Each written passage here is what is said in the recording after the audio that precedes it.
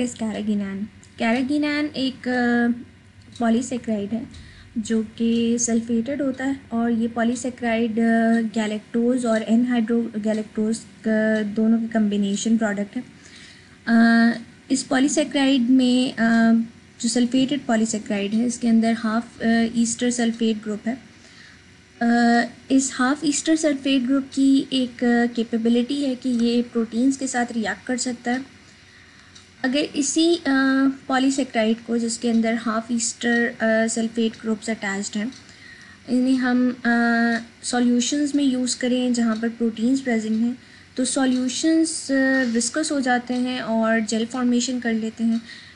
और इसका रीज़न होता है कॉम्प्लेक्सेशन बिटवीन कैरागिनान और प्रोटीन्स के अंदर मौजूद चार्ज अमाइनो एसिड्स, यानी प्रोटीन्स के अंदर मौजूद चार्ज अमाइनो एसिड्स और कैरागिनान कॉम्प्लेक्स फॉर्मेशन करते हैं। इसकी वजह से सॉल्यूशन विस्कोसिटी की तरफ चला जाता है या जेल फॉर्मेशन की तरफ चला जाता है।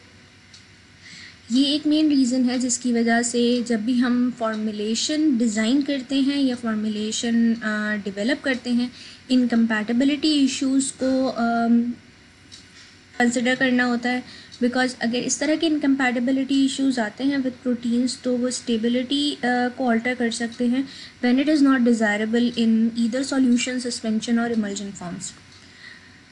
Based on the concentration of sulfated ester groups on carrageenan, carrageenan को हम different classes के अंदर divide करते हैं। They may be kappa, iota और lambda। kappa carrageenan एक स्ट्रॉन्ग और ब्रिटल जेल फॉर्म करती है specially in presence of potassium ions, और अगर इसे हम लोकस्ट बीन गम के साथ ब्लेंड करें तो अगर फॉर्मुलेशन की रिक्वायरमेंट सॉफ्टर और इलास्टिक जेल है तो iota carrageenan most commonly utilise होता है। दोनों कापा और iota carrageenan control drug delivery applications में यूटिलाइज होते हैं बिकॉज दोनों की कैपेबिलिटी ये एबिलिटी है जेल फॉर्मेशन। अगर किसी भी ड्रग फॉर्मुलेशन में थिकनेस की ज़रूरत है लेकिन उस ड्रग फॉर्मुलेशन के अंदर प्रोटीन कंपोनेंट्स प्रेजेंट नहीं हैं तो लैम्डा कैरागिनान एक सोर्स के तौर पे यूटिलाइज हो सकता है for thickening agent. So let's move further. The next example is chitosan. Chitosan is obtained from chitin and it is the second most abundant natural polymer after cellulose, which can be found in shrimp, crab or lobster shells. Chitosan is a cationic polymer and has been investigated as an excipient in controlled delivery formulations and mucoadhesive dosage forms because of its gelling and adhesive properties. The bitter taste of natural extracts such as caffeine has been masked using chitosan. Chitosan can potentially be used as a drug carrier, tablet excipient, delivery platform for parenteral formulations, disintegrant, and tablet coating material.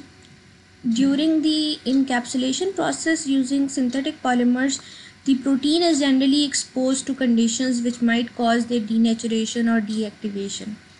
Therefore, a biocompatible alternative such as chitosan is desirable for such applications. Because of its cationic nature, chitosan can make complexes with negatively charged polymers such as hyaluronic acid to make a highly viscoelastic polyelectrolyte complex. The complex has the potential to use as a cell scaffold and as a drug carrier for gene delivery. So what are cell scaffolds? Scaffolds are materials that have been engineered to cause desirable cellular interactions to contribute to the formation of new functional tissues for medical purposes. Cells are often seeded into these structures capable of supporting three-dimensional tissue formation, and for this reason chitosan is used. Gel based on chitosan and oval albumin protein have been suggested for pharmaceutical and cosmetic use.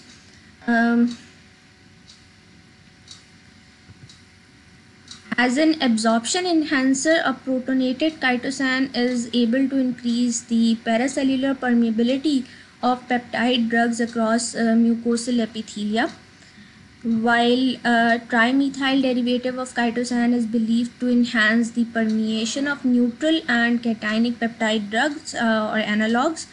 The carboxymethyl derivative of chitosan offers gelling properties in an aqueous environment or with the anionic macromolecules at neutral pH. Chitosan can also be mixed with non-ionic surfactants such as sorbitan esters to make emulsions like solutions or creams.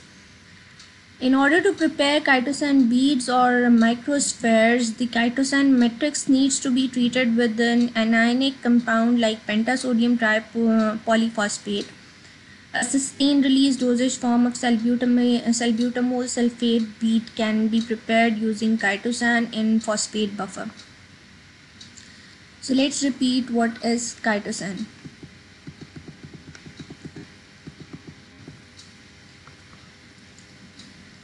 Chitosan को हम obtain करते हैं chitin से और ये second most abundant natural polymer है after cellulose.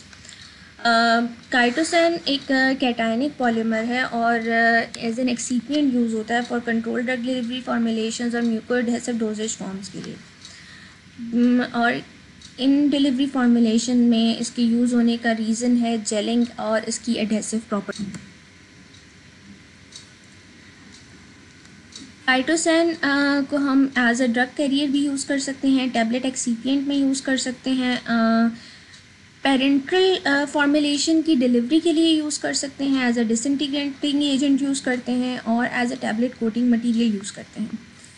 Encapsulation of proteins के लिए भी काइटोसान का इस्तेमाल बहुत ज़्यादा अहम है। उसका रीज़न है क्योंकि जब हम सिंथेटिक पॉलीमर्स यूज़ करते हैं तो प्रोटीन्स ऐसी कंडीशंस के साथ एक्सपोज होती हैं जिनमें इंटरैक्शन के चांसेस ज़्यादा होते हैं प्रोटीन्स के साथ। सिंथेटिक पॉलीमर के प्रोटीन के साथ इंटरैक्शन होने की वजह से प्रोटीन डीनेचर और डीएक्टिवेट हो जाती हैं। इसी वजह से हमें एक बायोकम्पैटिबल अल्टरनेटिव की ज़रूरत होती है। बायोकम्पैटिबल अल्टरनेटिव जैसे कि काइटोसान प्रोटीन एप्लीकेशन या प्रोटीन इनकैप्सुलेशन के लिए ज़्यादा इफ़ेक्टिव है as compare to synthetic polymers. Chitosan की कैटायनिक नेचर होने की वजह से काइटोसान कॉम्प्लेक्स फॉर्मेशन करता है नेगेटिवली चार्ज पॉलीमर्स के साथ। नेगेटिवली चार्ज पॉलीमर्स के अंदर हाइल्यूरोनिक एसिड एक मेजर एग्जांपल है। जब ये कॉम्प्लेक्स फॉर्मेशन करता है हाइल्यूरोनिक एसिड के साथ तो ये विस्कोइलास्टिक पॉलीइलेक्ट्रोलाइट कॉम्प्लेक्स फॉर्म करता है जो हाईली विस्कोइलास्टिक होता है। ये कॉम्प्लेक्स इस कॉम्प्लेक्स के अंदर ये पोटेंशियल है कि ये as a cell scaffold use हो सकता है for drug carrier for gene delivery. अब सेल स्कैफोल्ड्स क्या हैं? स्कैफोल्ड्स एक्चुअली वो मटेरियल्स होते हैं जिनको हम इंजीनियर करते हैं ताकि हम डिज़ायरेबल सेलुलर इंटरैक्शंस अटेन कर सकें for the formation of new functional tissues. इन सेल्स के अंदर हम मोस्टली सीडिंग करते हैं डिफरेंट सपोर्टिंग मटेरियल्स की।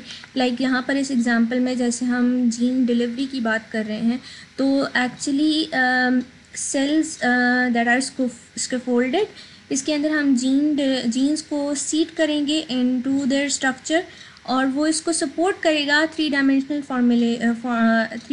टिश्यू फॉर्मेशन में। सो इसे आप effectively as a carrier for gene delivery use कर सकते हैं। जेल बेस्ड काइटोसान और ओवलब्यूमिन प्रोटीन फार्मास्यूटिकल और कॉस्मेस्यूटिकल प्रोडक्ट्स के लिए बहुत वाइड मेजॉरिटी में इस्तेमाल होती हैं। Chitosan as an absorption enhancer use होता है। प्रोटोनेटेड काइटोसान के पास ये कैपेबिलिटी है कि ये पैरासेल्युलर परमिएबिलिटी को इन्हांस करता है, ये इंक्रीज़ करता है। पैरासेल्युलर परमिएबिलिटी का इंक्रीज़ ये प्रोटीन या पेप्टाइड ड्रग्स में करता है across mucosal epithelia.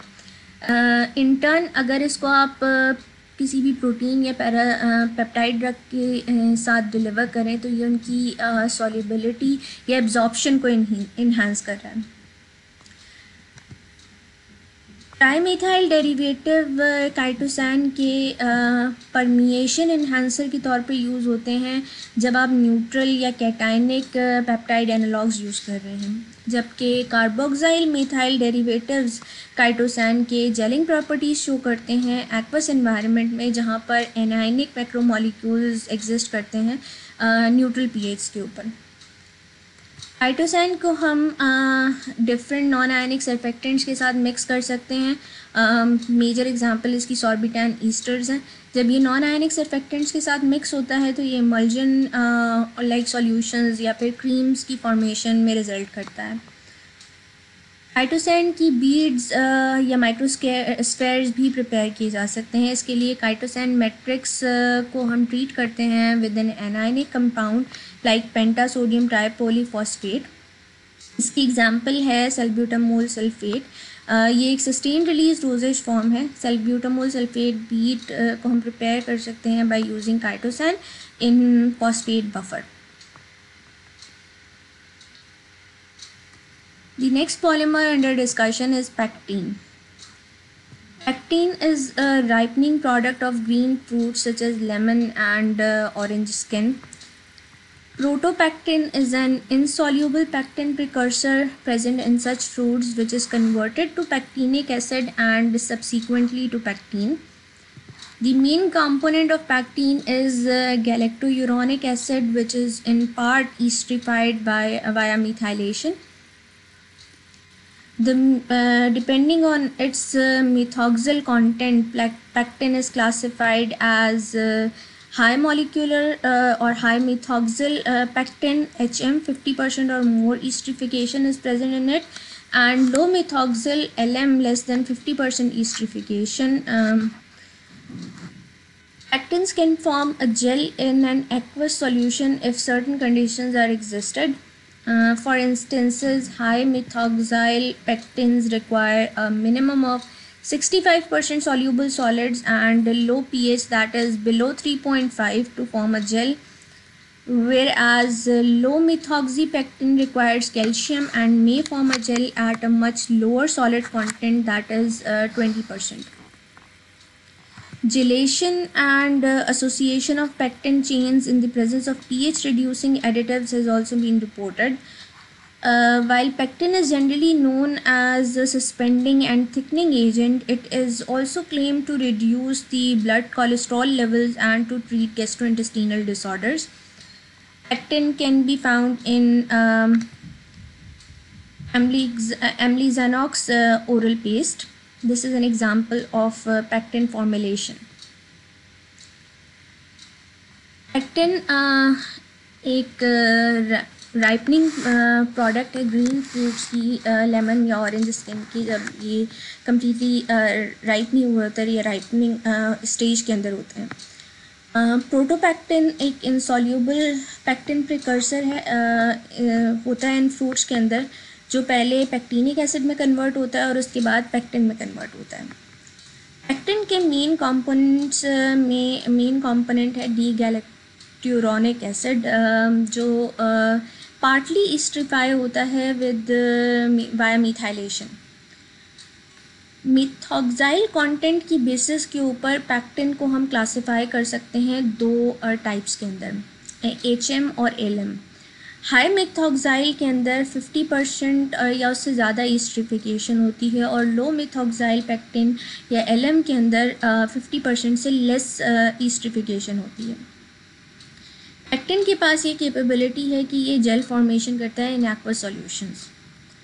High methoxyl pectin 65% soluble solids require करते हैं मिनिमम परसेंटेज में और लो पीएच में, ताकि वो जेल फॉर्म कर सकें, जबकि लो मिथॉक्साइल पैक्टिन्स में कैल्शियम की रिक्वायरमेंट होती है in order to form a gel, और इसमें सॉलिड कंटेंट मच लोअर होता है as compare to high methoxyl pectin, जहाँ पर आप 65% से ज़्यादा सॉल्युबल सॉलिड्स यूज़ कर रहे हैं। लो मेथॉक्साइल पेक्टिन में 20% या उससे कम सॉलिड्स यूटिलाइज होते हैं in order to form a jail.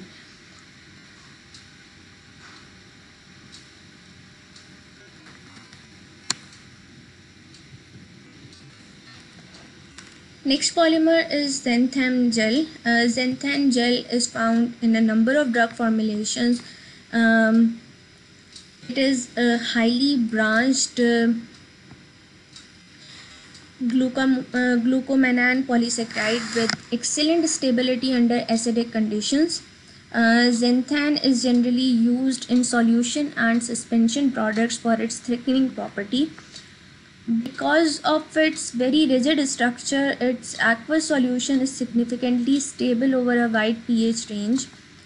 Similar to locust bean, xanthan gum is also non-gelling but forms a gel once it is mixed with the locust bean gum.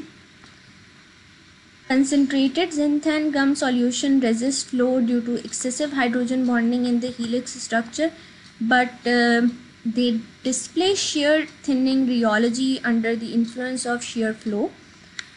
This feature of xanthan gum solution is critical in food and pharmaceutical and cosmetic manufacturing processes.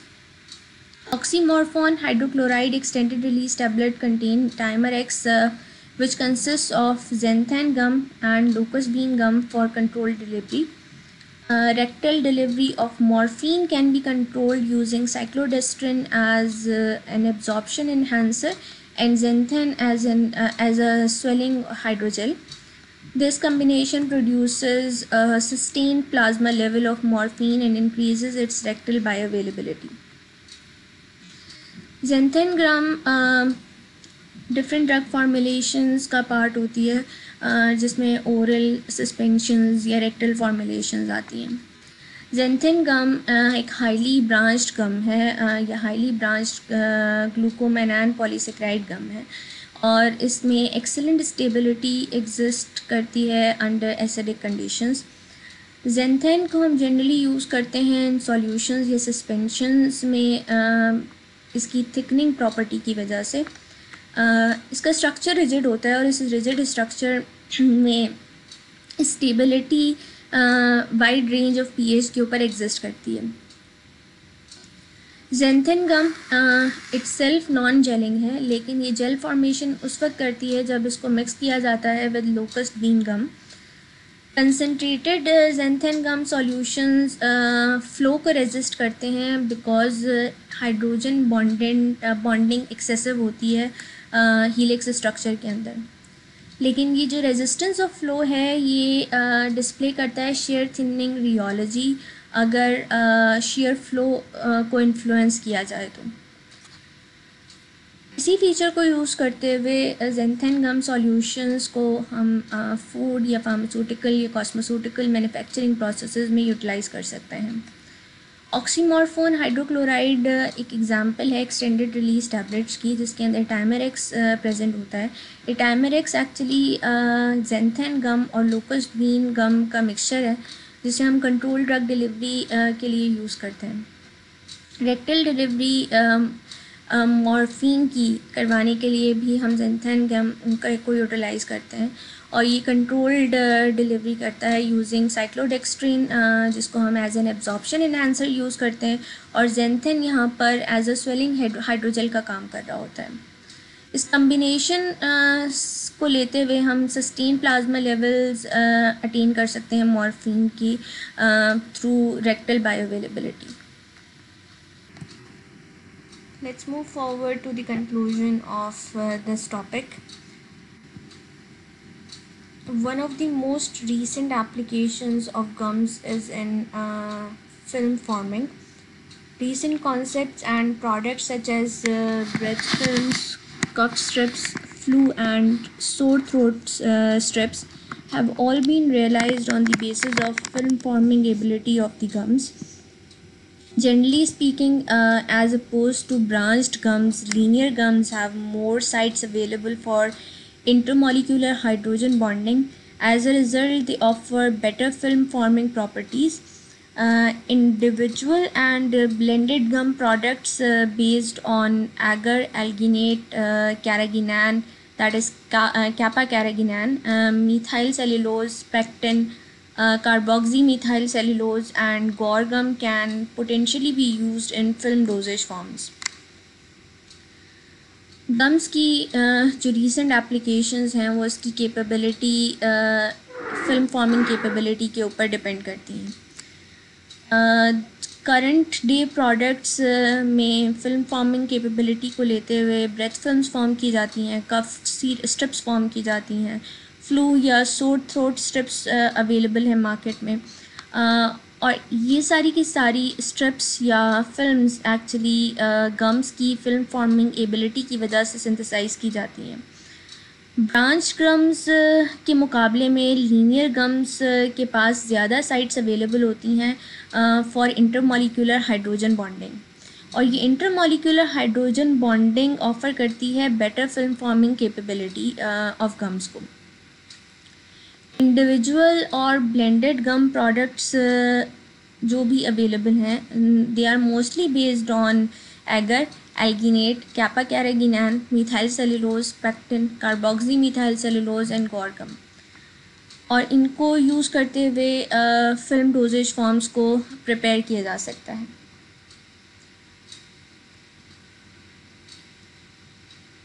In next class or lecture, we will be discussing about synthetic polymers and biodegradable polymers. For your questions and queries, use your HULMS discussion forum. Let's end the lecture with this beautiful verse from Holy Quran. So be patient. Surely the promise of Allah is true. And seek forgiveness for your sins and proclaim the purity and praise of your Lord in the afternoon and at dawn. Let's call it a day. Thank you. Take care of yourself and everyone around you. Allah Hafiz.